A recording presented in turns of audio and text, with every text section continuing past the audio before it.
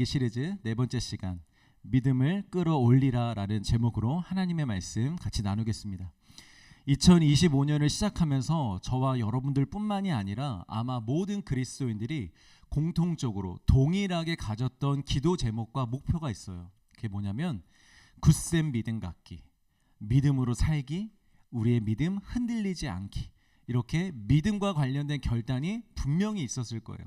왜냐하면 우리도 다 알기 때문이에요. 뭐가 가장 중요하다? 믿음이 중요하다. 이걸 다 알기 때문에 아마 이것에 대한 결단을 다 했을 것입니다. 특별히 우리 교회가 올해 새롭게 시작된 개척교회이기 때문에 다들 마음속에 더욱 간절한 믿음의 소망들을 가지고 시작했을 거예요. 물론 걱정과 염려도 다들 있으셨겠죠. 변화에 대한 부담도 있었을 것이고 앞이 보이지 않는 것에 대한 불안도 있었을 것입니다. 그러나 그 누구도 억지로 끌려오지 않은 이상 우리 한번 믿음으로 살아보자, 갇혀지지 않은 곳에서 오직 말씀과 기도로 살아보자라는 그런 믿음의 결단들은 아마 다 하셨을 것입니다. 그런데 1년이 다 이제 끝나가는데요, 여러분 지금은 어떠십니까? 그 믿음이 아직도 그대로 잘 유지되고 있습니까? 아니면 혹 그 믿음이 더욱 굳세어져서 더 큰 믿음으로 여러분들 내년을 준비하고 계십니까?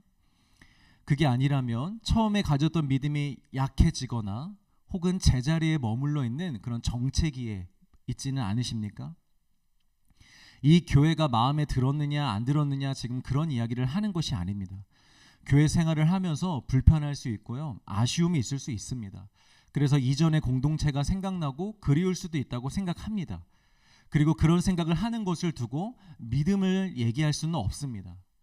그래서 우리가 그런 생각들은 다 제외하고 오로지 믿음만 좀 생각해 보길 원합니다. 믿음은요, 우리의 감정도 아니고 우리의 생각도 아니고 우리의 평가도 아닙니다. 믿음은 살아계신 하나님과 우리 구주 예수 그리스도에 대한 확신이며 신뢰입니다.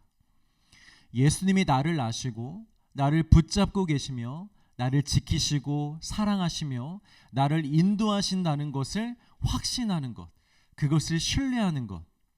그래서 그 믿음은 언제나 환경과 상황과 현실을 초월하게 되어 있습니다. 이 말은 우리 신앙으로 종교심으로 정신 승리하며 현실을 외면하자는 말이 아닙니다. 오히려 믿음은요, 현실을 직시하게 합니다. 나의 현실과 상황과 환경을 직시하게 합니다. 그리고 정직하게 마주하면서도 그 현실을 기꺼이 거뜬히 담대하게 감당하는 능력, 그게 바로 믿음인 것입니다. 그리고 그 능력은 여러분 기적을 만듭니다. 어떤 기적을 만드느냐?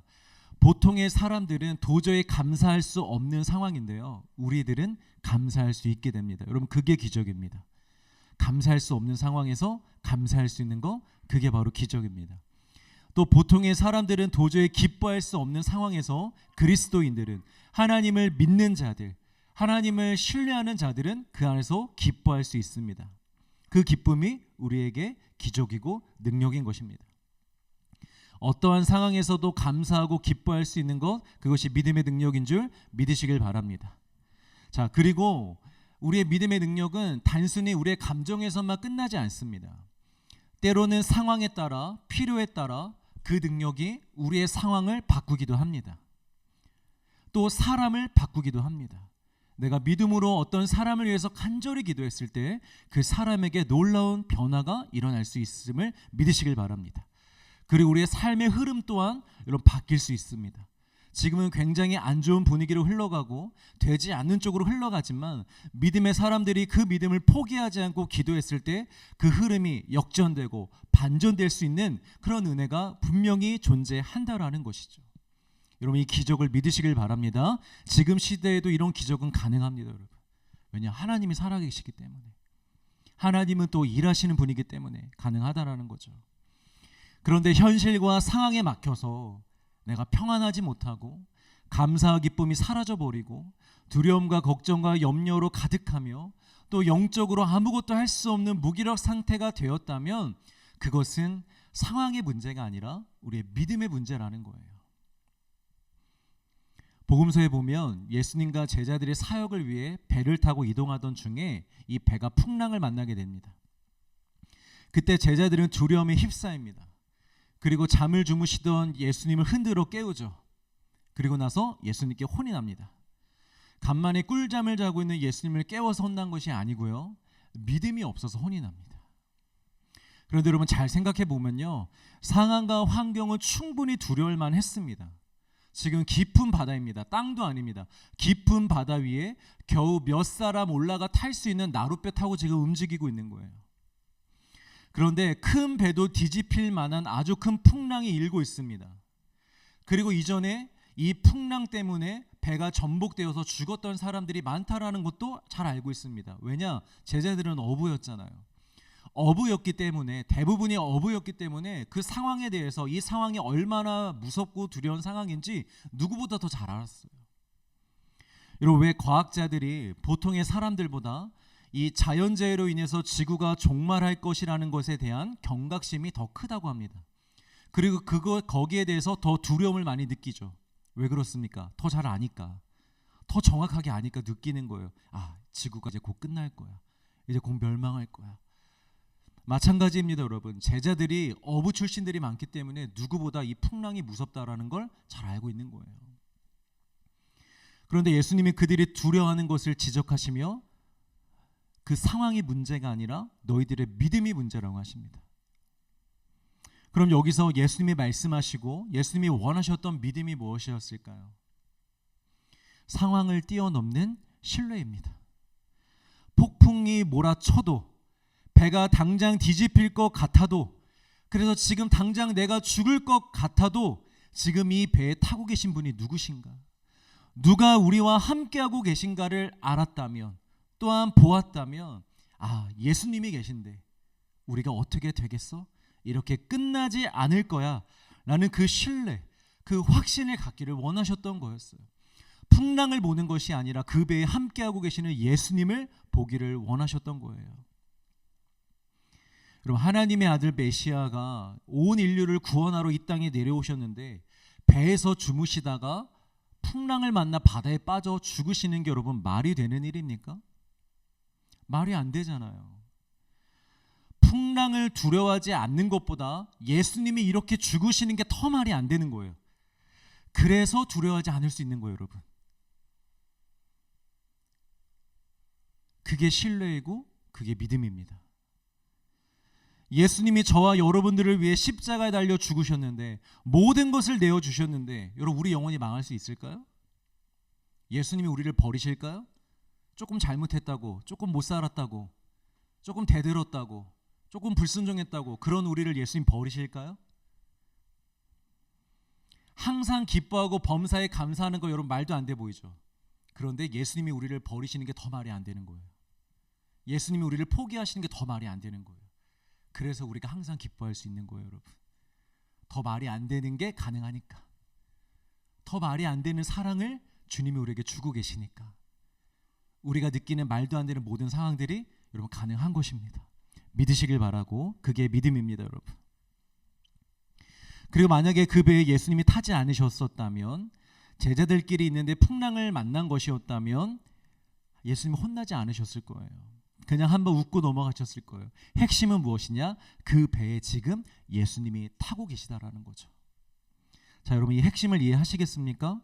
문제는 풍랑이 아닙니다. 상황이 아닙니다. 지금 나와 함께 하시는 예수님을 우리가 얼마나 신뢰하고 있느냐, 그게 우리의 인생에 가장 중요한 거예요. 우리 삶에서 일어나는 일들, 수많은 일들이 여러분 아프죠, 힘들죠, 괴롭죠, 두렵죠. 당연한 것입니다. 인간이라면 그런 감정을 느끼는 것들이요, 여러분 너무나 당연한 거예요. 하나님은 그런 감정 자체를 부정하시지 않습니다.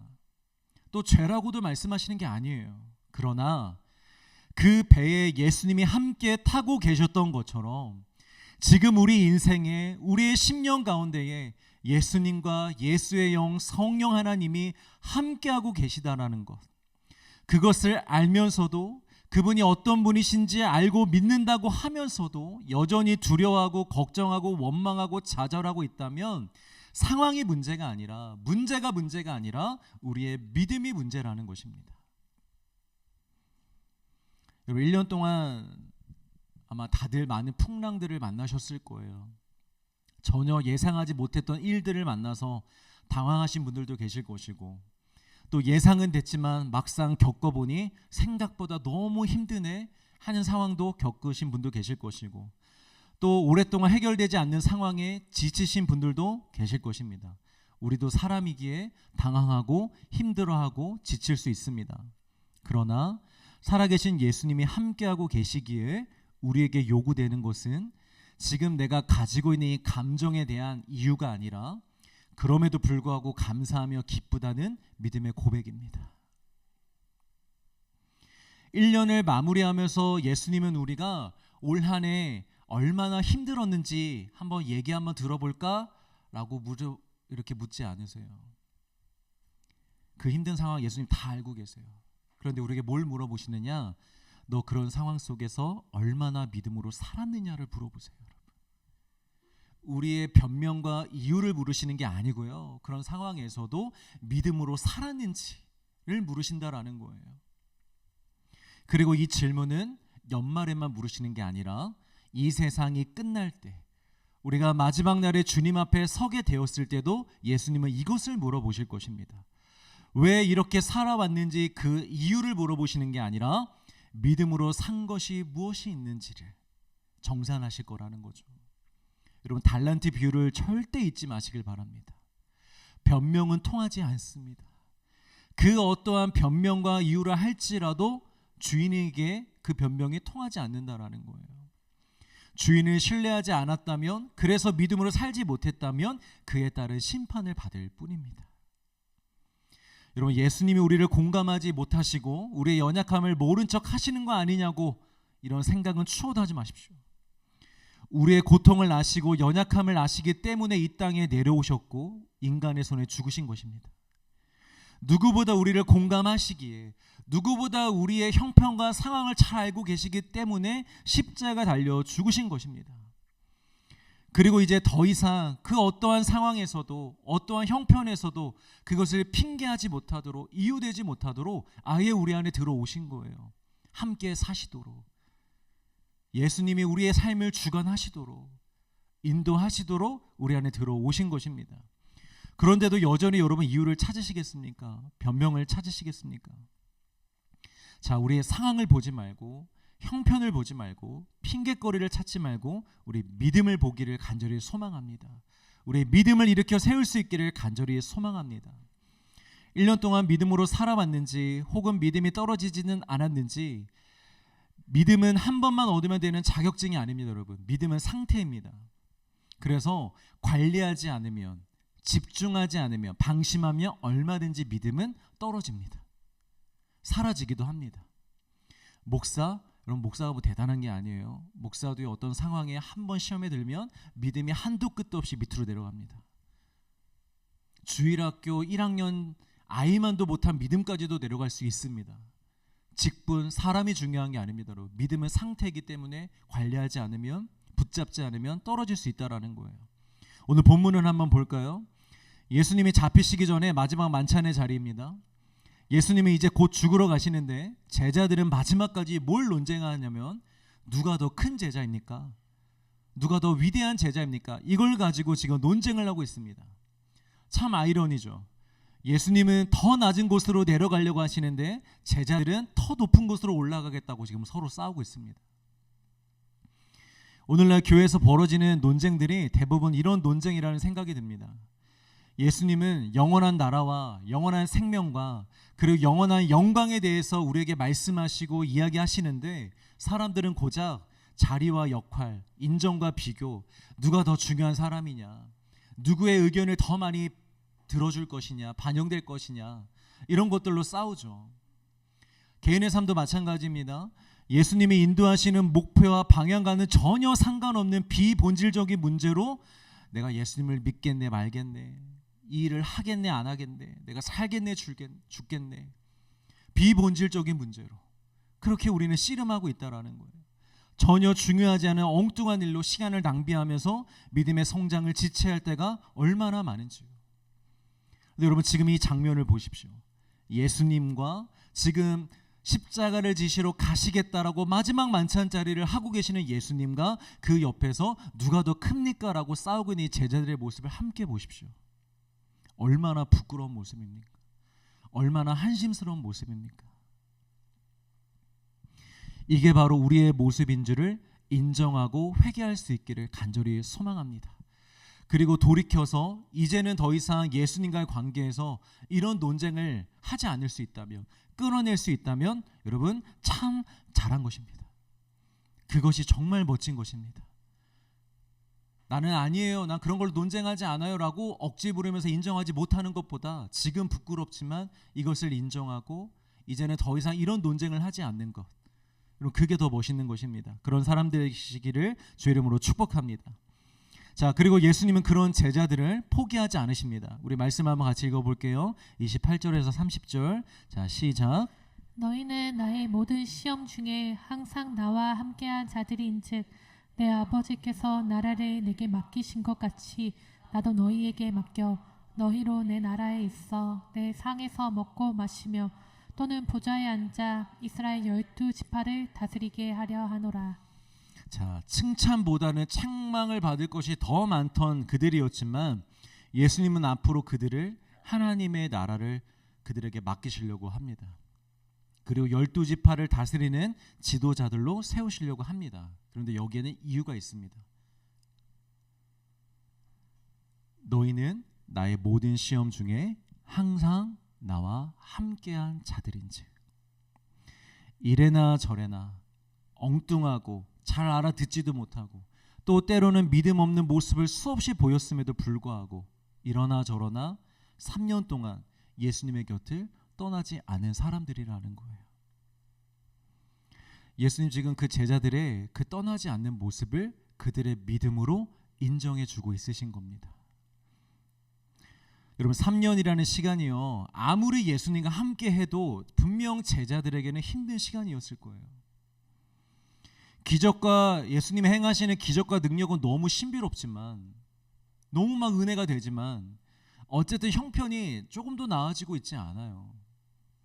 여전히 로마 제국은 강력하고 종교 지도자들은 갈수록 더욱더 강력하게 예수님과 이 무리들을 저항하고 있고 예수님을 따르는 사람들은 많지만 그렇게 영향력 있는 사람들이 아니고 또 자신들도 그래도 나름대로 최선을 다해서 사역하고 있었어요. 가정도 내버려두고 그물도 버려두고 예수님만 따르고 있잖아요. 그런데 예수님이 늘 누구만 혼내세요? 제자들만 혼내세요. 여러분 얼마나 기분 나쁘겠어요.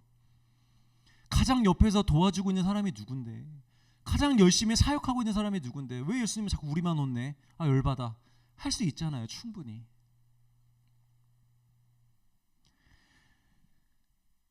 여러분들 같았으면 3년 동안 이렇게 예수님을 따를 수 있으실 것 같으세요? 솔직하게 한번 자신에게 물어보세요. 누구야? 넌 정말 그렇게 3년 동안 예수님 따를 수 있었겠니? 라고 물어본다면 아마 우리 중에 그 누구도 당당하게 난 할 수 있어 라고 대답할 수 있는 사람이 없을 것 같아요. 예수님을 안 믿는다고는 안 하겠죠. 그러나 핑계를 대며 그 12명의 그룹에서는 빠졌겠죠. 저 올해는 쉬겠습니다. 나중에 다시 오겠습니다. 저 그냥 제 삶 살면서 서포터 해드리겠습니다. 이렇게 했겠죠. 여러분 3년 동안 예수님을 떠나지 않고 따른 것은요, 어쨌든 그들의 대단한 믿음입니다. 완벽해서가 아닙니다. 강해서도 아닙니다. 똑똑해서도 아닙니다. 떠나지 않았기 때문에, 끝까지 함께하고 끝까지 붙어 있었기 때문에 예수님의 믿음으로 인정하시는 것입니다. 그리고 여러분 이것이 믿음의 본질 중에 가장 중요한 부분입니다. 믿음은요 항상 잘하는 게 믿음이 아니에요. 신앙생활을 하면서 한 번도 흔들리지 않는 것이 아닙니다. 또 예수님의 모든 말씀을 다 이해해야만 그게 믿음이 있는 게 아니에요. 믿음은 이해가 안 돼도 떠나지 않는 거예요. 상황이 어렵고 흔들려도 있어야 될 자리를 지키는 거예요. 주님과 함께하는 그 자리, 예배의 자리, 기도의 자리, 섬김의 자리, 사랑의 자리를 포기하지 않고 그냥 끝까지 그 자리에 있는 것, 그게 바로 여러분 믿음입니다. 우리 마태복음 10장 22절을 같이 한번 읽어보겠습니다. 시작. 또 너희가 내 이름으로 말미암아 모든 사람에게 믿음을 받을 것이나 끝까지 견디는 자는 구원을 얻으리라. 끝까지 교회에 다니는 자가 구원을 받게 된다는 말이 아닙니다.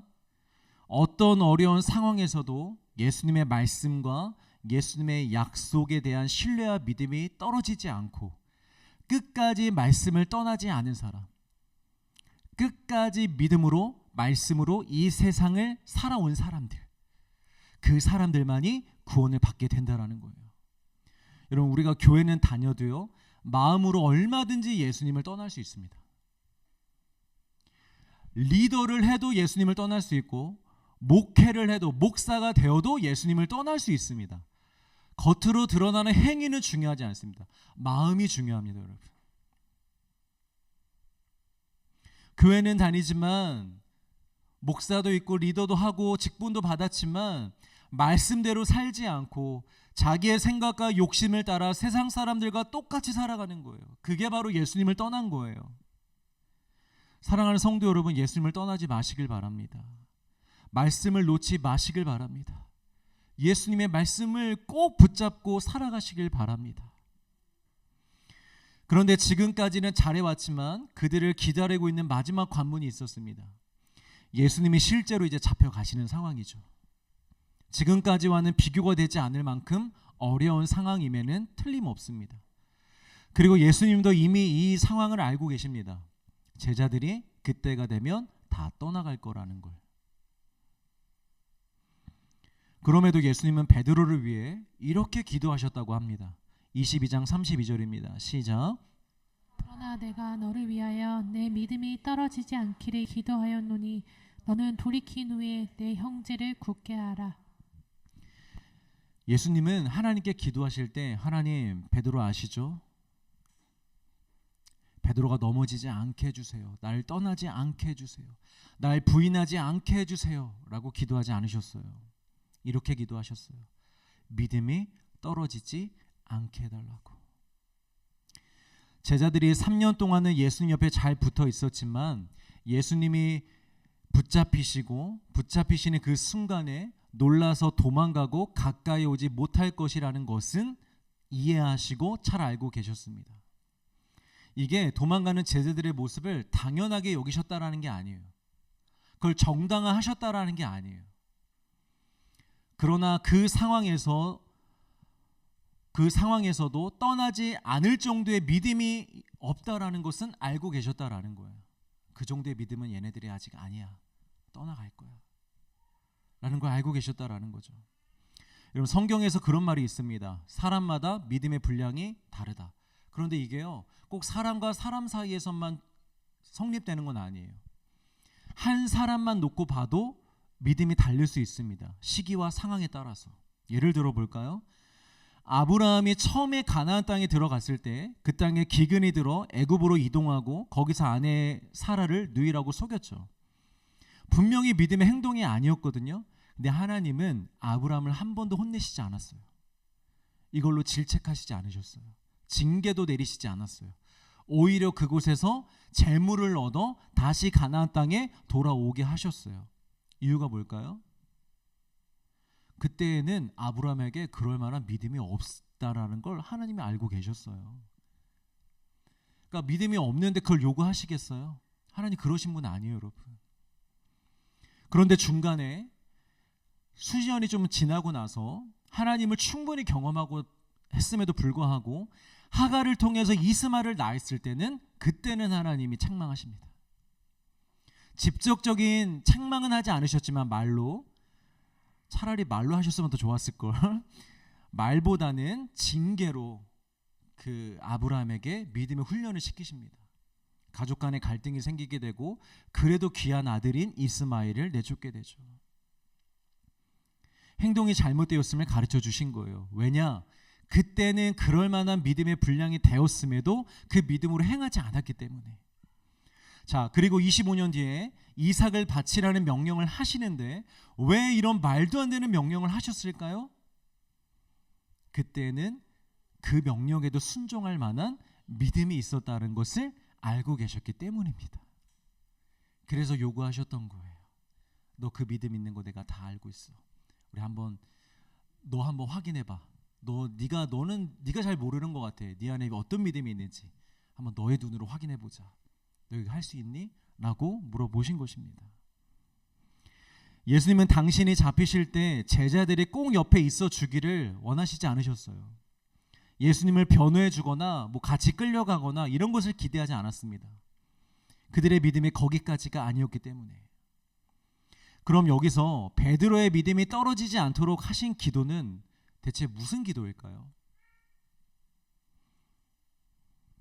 예수님의 십자가의 죽음과 부활 그 이후의 믿음을 말하는 거예요. 예수님의 관점에서는 십자가는 승리였지만 그 당시 제자들의 관점에서 십자가는 뭐였어요? 끝이었어요. 실패였어요. 패배였다고요. 이제 다 끝났구나. 모든 소망이 다 사라졌구나. 끝이었잖아요. 그리고 그 과정에서 베드로 자신은 예수님을 3번이나 부인하는 개인적인 실패도 경험했습니다. 아, 내가 이렇게 쓰레기였구나. 그 전에 예수님 계실 때는 막 자랑스럽게 나는 절대 예수님 안 떠납니다. 다른 사람 다 떠나도 나만은 예수님 곁에 있을 거라고 그렇게 자신 있게 얘기했었는데 3번이나 예수님을 부인했어요. 그래서 그런 실패들로 인해서 부활하신 예수님이 베드로에게 다가오셨을 때, 다시 예수님이 베드로에게 다가오셨을 때 그 믿음이 떨어져 버려서 예수님을 다시는 쫓지 못할 수도 있었다고요. 예수님이 그때를 위해서 기도하셨던 거예요. 그 부활의 때, 예수님 다시 오셨을 때 예수님을 따르고자 하는 그 믿음이 떨어지지 않기를, 실패했다고, 상황이 어렵다고 그 믿음이 떨어져서 예수님을 따르지 않지 않기를 그것을 위해서 기도하셨다라는 거예요, 여러분. 실제로 예수님의 기도로 인해서 다행히 베드로가 부활의 주님을 만나고 다시 예수님을 따르잖아요. 우리가 그렇게 기도해야 됩니다. 우리의 믿음이 떨어지지 않기를. 자, 사실 예수님이 이렇게 베드로만 콕 집어서 믿음이 떨어지지 말라고 기도하신 이유가 있습니다. 이유가 뭐냐면 베드로가 제자들의 대표이기도 하지만 이미 이전에 한번 믿음이 떨어졌던 경력이 있기 때문이에요. 마태복음 14장에 보면 물 위를 걸으시는 예수님과 베드로에 대한 이야기가 나옵니다. 예수님이 사역을 하시다가 어느 날은 좀 혼자 있고 싶다, 혼자 좀 기도 좀 해야겠다 하는 생각에 제자들을 먼저 배에 태워서 다른 지방으로 보내십니다. 그리고 예수님은 산으로 올라가셔서 기도를 하셨죠. 그런데 이 배가 이동하는 중에 똑같이 또 풍랑을 만나게 됩니다. 그래서 고난을 당했다 그래요. 그러니까 배가 앞으로 나아가지도 못하고 이 풍랑 때문에 배가 또다시 전복될 수 있는 위기를 맞게 된 거예요. 이때 예수님이 기도를 마치시고 물가로 내려오셔서 그 물 위, 바다 위로 걸어오십니다. 근데 처음에 제자들은 저 멀리에서 걸어오는 한 사람을 보고, 예수님을 보고 다들 놀랐어요. 뭔 줄 알고? 귀신인 줄 알고. 한 번도 물 위를 걸은 누군가를 본 적이 없으니까 아무리 예수님이라 할지라도 상상이나 했겠냐고요. 물 위를 걸어오는 것을. 그러니까 처음에 유령인 줄 알고 다들 막 놀래가지고 난리도 아니었어요. 그때 예수님이 멀리서 나라고, 너희들의 선생이라고, 안심하라고 이렇게 진정을 시켜줍니다. 그때 베드로가 이렇게 얘기합니다. 주여, 만일 주님이시거든 나를 명하사 물 위로 걸어오라 하소서.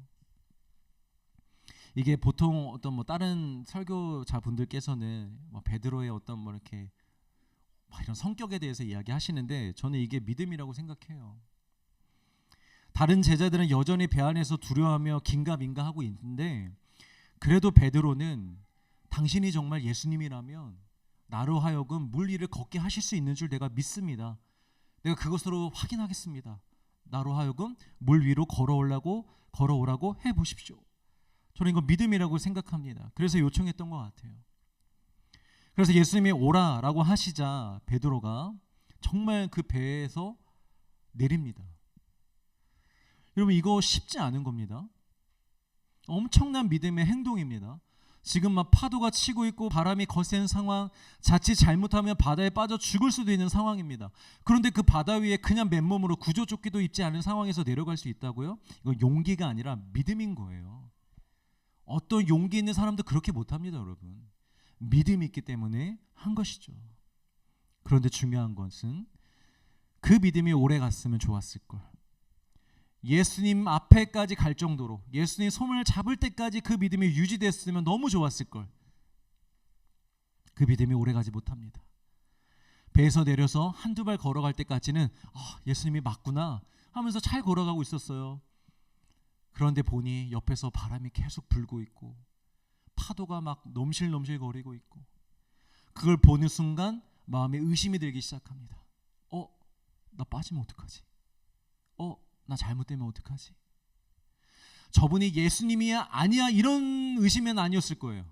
그 순간에 어떤 의심이 들었냐? 내가 죽으면 어떡하지? 내가 잘못되면 어떡하지? 저는 우리가 예수님을 의심한다고 생각하지 않아요. 여러분들이 예수님의 존재를 의심한다고 생각하지는 않아요. 그러나 내가 잘못되면 어떡하지? 일이 안 되면 어떡하지? 이런 의심은 늘 한다고 생각해요. 근데 그것도 믿음의 문제예요, 여러분. 그렇게 의심이 드는 순간 점점 이 발이요 바닷속으로 빠져갔다고 합니다. 그리고 예수님이 이렇게 말씀하십니다. 14장 31절 같이 읽습니다. 시작. 예수께서 즉시 손을 내밀어 그를 붙잡으시며 이르시되 믿음이 작은 자여 왜 의심하였느냐 하시고. 왜 의심하였느냐? 처음에 믿음으로 시작했으면 끝까지 믿음으로 걸어와야지. 왜 중간에 의심을 하였느냐? 바람은 원래 처음부터 불고 있지 않았느냐? 파도는 원래 치고 있지 않았느냐? 그것을 알면서도 네가 나를 믿고 내려온 것이 아니냐? 그런데 이제 와서 파도가 친다고 바람이 분다고 의심하는 것이냐? 그럼 맞는 말이죠. 바람은 원래 불고 있었고 파도는 원래 치고 있었습니다. 그런데 예수님을 믿음으로, 예수님이라면 이게 가능하다는 믿음으로 시작을 했는데 중간에 이 상황 때문에 무너져 내리는 거예요. 믿음이 떨어지는 거예요. 이렇게 베드로는 항상 믿음이 앞서 있었지만 동시에 또 가장 먼저 흔들리는 사람이기도 했습니다. 이런 베드로를 아시기 때문에 예수님은 십자가 사건을 앞두고 베드로의 믿음이 떨어지지 않기를 기도해 주신 거였어요. 다른 제자들은 예수님이 나타나셨을 때 예수님 다시 시작할까라고 따를 수 있는 마음이 있을 수 있겠지만 베드로는 흔들릴 거라는 걸 알고 계셨기 때문에. 자, 여러분, 이제부터가 중요합니다. 베드로가 중요한 게 아니라 우리가 중요한 거예요. 우리도 베드로와 같이 올 한 해를 분명 믿음으로 시작했지만 삶에 불어닥친 바람과 수많은 상황들과 현실을 보느라 믿음이 떨어져서 어느 순간부터 영적인 바다에 빠지고 있지는 않는지 우리 한번 생각해 봤으면 좋겠습니다.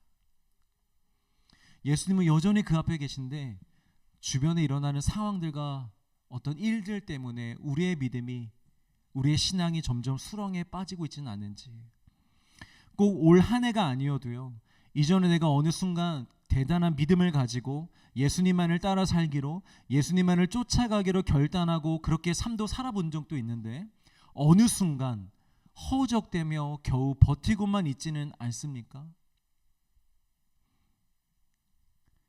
우리의 믿음이 지금 떨어지고 않는지 우리가 보자는 거죠. 여러분, 믿음이 흔들렸다고 해서, 믿음이 떨어졌다고 해서 끝은 아닙니다. 주님과의 관계가 끝나는 것이 아닙니다. 오히려 그 순간이 다시 주님의 손을 붙잡을 수 있는 기회인 줄 믿으시길 바랍니다. 지금 우리가 허우적대고 있다면 그것은 물속에서 아직 완전히 가라앉지 않았다라는 거예요. 아직 주님을 향해 부를 수 있고 아직 주님의 손을 붙잡을 수 있는 기회가 남아있다라는 것입니다.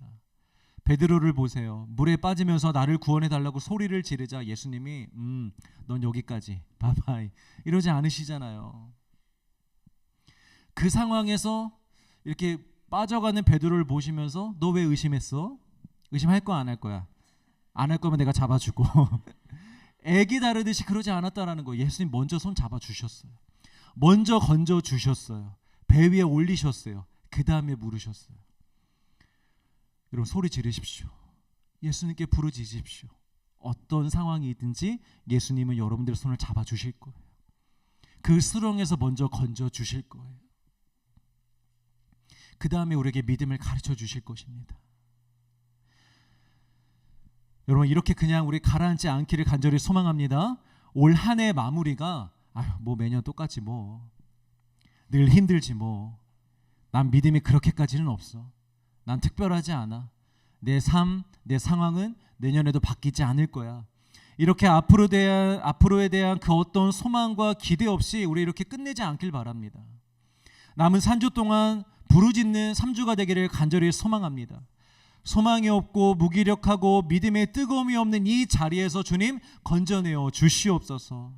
이 절망에서, 이 소망이 없음에서 나를 구원하여 주시옵소서. 요즘에는 이 우울함이 굉장히 많이 퍼져 있어요. 이 현대인들에게. 우리가 이 우울함에서도 좀 건져내 줄 수 있기를 간절히 소망합니다. 하나님이 예수님의 손 잡아 주실 것입니다. 믿음이 중요합니다. 믿음. 로마서 1장 17절 말씀을 같이 읽어보겠습니다. 시작. 복음에는 하나님의 의가 나타나서 믿음으로 믿음에 이르게 하나니 기록된 바 오직 의인은 믿음으로 말미암아 살리라 함과 같으니라. 자, 오직 의인은 무엇으로 산다고요? 믿음으로 산다고요. 근데 여러분 반대로 말하면 뭐게요? 믿음이 없으면 죽는다는 거예요. 믿음이 있으면 좀 더 나은 삶을 산다라는 게 아니고요. 믿음이 없으면 죽는다라는 거예요. 살 수 없다라는 거예요. 많은 크리스천들이 가끔씩 웃으면서 우스갯소리로 이런 얘기들을 합니다. 전 믿음이 없어요. 전 믿음이 부족해요. 전 믿음이 연약해요. 진짜 믿음이 있는데 겸손의 표현으로 한 것이라면 너무나 다행이지만 진짜 믿음이 없는데 그것을 그렇게 웃으면서 우스갯소리로 얘기하고 있다면 그거 큰 문제입니다. 믿음이 없는 건 매우 큰 문제이고 위급한 상황입니다. 여러분. 이번 달에 월세 낼 돈이 없는 것보다, 오랫동안 준비한 시험에서 떨어진 것보다, 갑자기 회사를 그만두게 된 것보다, 오래된 애인과 헤어진 것보다, 회사에서 승진을 못하게 된 것보다, 가족 간의 관계에서의 갈등보다, 내 몸이 아픈 것보다 더 중요하고 더 크고 더 위급한 문제는 우리에게 믿음이 있느냐 없느냐입니다. 여러분. 왜냐하면 육신의 문제들은요 어떻게든 해결할 수 있어요. 또 완전히 해결되지 않아도 어찌저찌 살아는 갈 수 있어요. 또한 다른 것으로 채울 수 있어요. 이 오빠 아니면 어때? 다른 오빠 있어요. 걱정하지 마세요, 여러분. 다른 것은 다 대체가 가능합니다. 살 수 있다고요. 그러나 믿음의 문제는 그 무엇으로도 대체되지 않습니다. 무엇으로도 해결되지 않습니다. 그리고 이것은 영원히 죽느냐 사느냐의 문제입니다. 여러분 속지 마세요.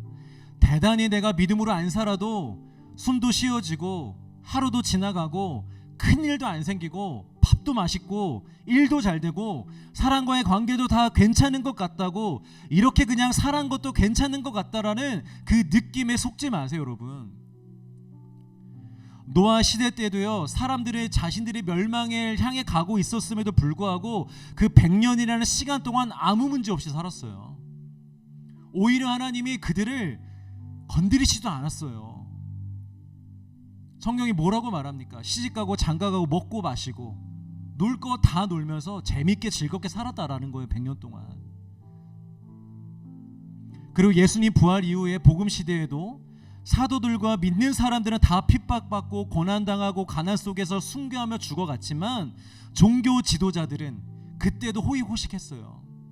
대접받고 먹고 마시고 즐기고 사람들 앞에 인정받고 한 자리 차지하면서 그렇게 인생을 살았다고요. 그리스도인들보다 더 잘 살았어요.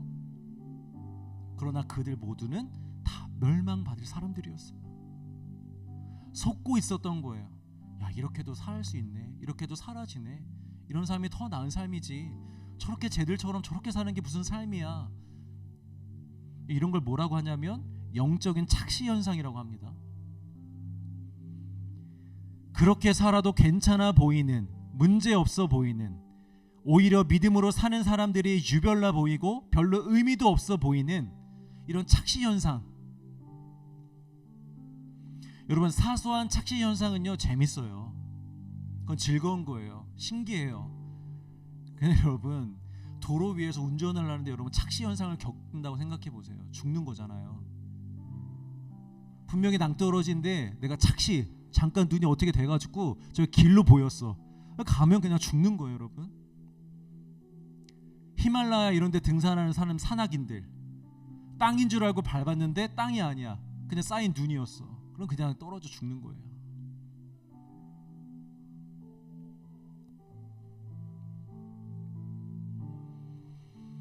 어디였지? 여러분, 하물며 영적인 착신에 여러분 얼마나 위험한 거겠어요. 사랑하는 성도 여러분, 떨어진 믿음을 일으키십시오. 현재 상황 보지 마시고, 현재 형편을 보지 마시고, 현재 내 주변에 벌어진 일들을 보지 마시고, 내 주변의 사람들 보지 마시고, 우리와 함께하고 계시는 예수 그리스도를 바라보시길 주의 이름으로 축복합니다. 그 예수님을 신뢰하시고 그 예수님을 믿으십시오. 예수님이 나와 함께 하신데 앞에 바다가 있어도 이 바다를 갈라주시지 않겠어? 갈라지는 게 아니라면 나로 하여금 이 바다를 걷게 하시지 않겠어? 걷는 것도 아니라면, 그것도 안 된다면 나로 하여금 날게 하시지 않겠어 여러분? 나는 것도 아니라면 굳이 이 바다를 건너가지 않고 다른 길로 가게 하시지 않겠어? 방법은 중요하지 않아요 여러분. 예수님이 중요해요. 예수님이 우리와 함께하고 계신데 여러분 뭘 걱정하겠습니까? 예수님이 우리를 지키시고 보호하고 계신데 여러분 뭘 두려워합니까?